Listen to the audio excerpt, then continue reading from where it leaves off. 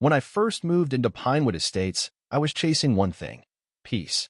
After years of active duty in the Army, half spent overseas in high-risk zones and the other half stateside training military working dogs, I was beyond ready to step away from that life, or at least settle into a quieter version of it. No more 3 a.m. wake-ups, convoy briefings, or dust storms.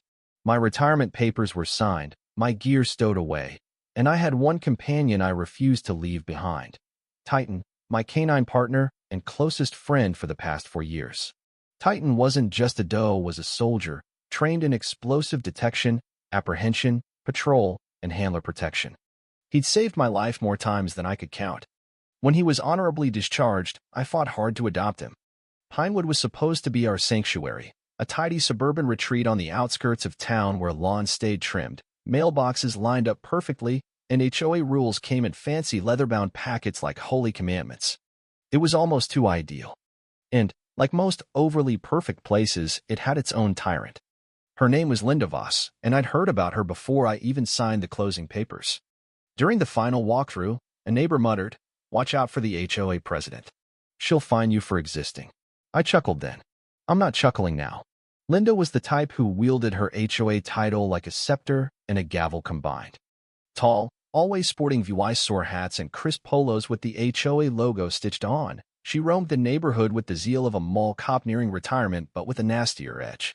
I tried to stay under her radar, kept my yard neat, didn't crank music, even asked her for landscaping tips to fit the neighborhood VYB. None of it worked. The second she laid eyes on Titan, everything shifted. He's a big dog, part Belgian Malinois, part German Shepherd with a glossy black coat and sharp, knowing eyes that hint at a rare kind of smarts. Most folks admire him. Kids adore him. Vets give us a nod on the street. But Linda? She saw a monster. The first time she confronted us, she was walking her little yapping dog, Muffin, decked out in pink booties and a designer harness. Titan and I were wrapping up a morning run, both of us winded, when she blocked our path and snapped, "That beast needs a muzzle." I blinked, thrown off. "Excuse me," I said.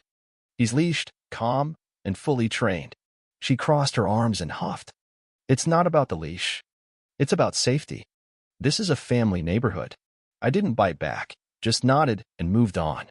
But the next day, a warning slip appeared on my door: violation of Section 3B, HOA Pet Policy, dangerous animal presence. No EVY Denke, no details, just her word. I appealed. It was rejected. I submitted Titan's military records, BHOV-Y oral certifications, and a vet's letter. Didn't matter. Linda had decided. Over the next few weeks, I found myself sneaking around my own neighborhood. Titan, who once strode with pride, started picking up on my tension. He's sharp that way, sensitive, but still razor-focused. We trained in the backyard daily, running old drills, but I began spotting Linda watching us, hovering just past the property line with a clipboard and her phone. Once, she filmed us during a bite sleeve session with a buddy from my old unit. Another time, she claimed our attack drills broke HOA noise rules. When I explained Titan was a retired military dog, not a lap pet, she sneered. "So he's trained to attack. And you think that makes him safer?" Her ignorance burned, her prejudice even more. Still, I held my tongue. Titan and I had faced worse. But she kept pushing. Notes started appearing in my mailbox and signed, but unmistakably hers: "Your animal threatens our kids. No one feels safe near your yard. Move to the country where dogs like that belong." I ignored them until she called animal control twice. Both times, they left with apologies. One officer even saluted Titan for his SARE VYC. But Linda doubled down. When legal routes failed her, I knew she'd try something reckless. I just never thought she'd go after my dog. What followed was a slow boil of hostility. Linda's grudge wasn't subtle, Anna Maria, it was a mission. She made Titan her target, determined to paint him as a menace no matter the cost. It started with more fake fines, barking complaints, leash violations, intimidating presence reports. The irony? Titan barely barks, military trained, steady under fire, silent unless ordered otherwise. Facts didn't faze her. She went door to door, warning families about the dangerous animal on Maple Lane. A neighbor tipped me off after she told people Titan was trained to attack kids. I nearly snapped but kept cool. handing out laminated copies of his certifications, and served YC record a weird little campaign to clear his name. Then came the photos. Linda snapped pics of us mid-walk, catching Titan yawning or stepping forward so it looked like he was snarling or lunging. One twisted shot she blasted to the HOA newsletter. Her domain showed him mid-jump fetching a ball, teeth bared, captioned, "Is this what you want near your children?" My phone blew up with neighbors, some supportive, some wary. It was draining. Titan didn't sign up for this. Neither did I. The breaking point hit one Saturday jog. Titan and I rounded a corner and almost crashed into Linda, who popped out from a bush like she was setting a trap. She shrieked, dropped her bag, and pointed at Titan like he'd lunged. "He tried to bite me," she yelled, though we just brushed past.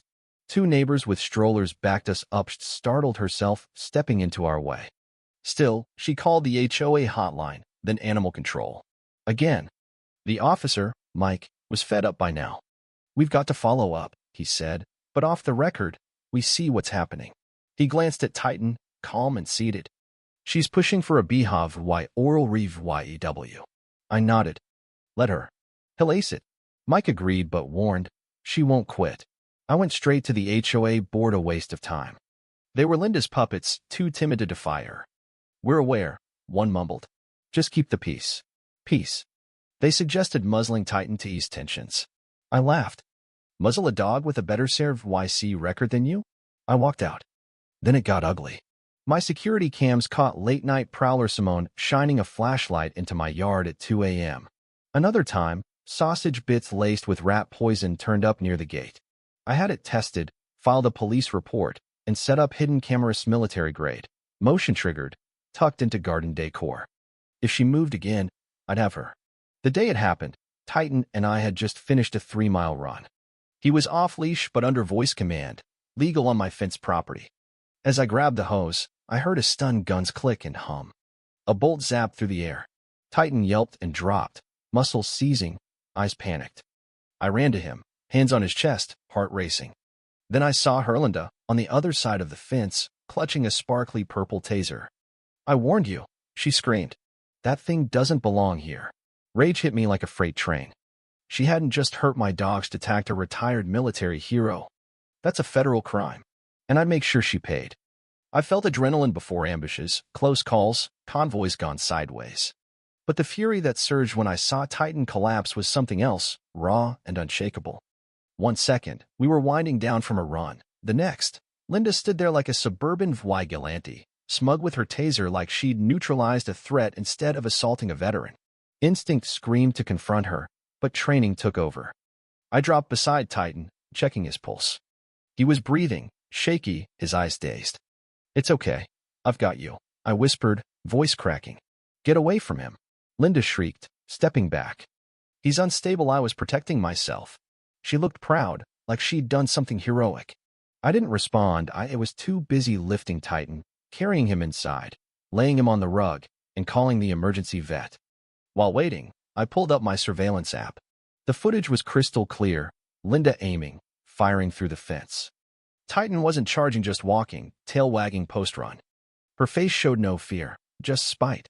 The vet stabilized Titan, warning the shock could have caused nerve damage given his age and past trauma. I filed a police report that afternoon. Deputy Carter watched the video, jaw tight. "She zapped him like it was nothing," he said. "He's a military dog. This isn't just cruelty, it's federal." I handed over Titan's discharge papers and YC record. "Escalating this to the county," Carter promised. By morning, Linda emailed the HOA, claiming she'd neutralized a threat and was traumatized. Neighbors forwarded it to me, furious she'd carried a taser at all. I sent the footage to a news tip line. It exploded. HOA head tasers military dog in suburban clash. Veterans rallied, handlers, units, families. A GoFundMe for Titan's care hit Dula 15,000 overnight. Linda went quiet. Her patrol stopped, but I wasn't done. The DoD's military working dog program called, filing a federal complaint under the Animal Welfare Act. Linda faced serious charges. After a week, Titan was back, slower but steady. At his checkup, the vet said he'd dodged permanent harm. That night, on the porch, I told him, "We're going all the way for you, for every dog like you." He huffed, leaning in. That was enough.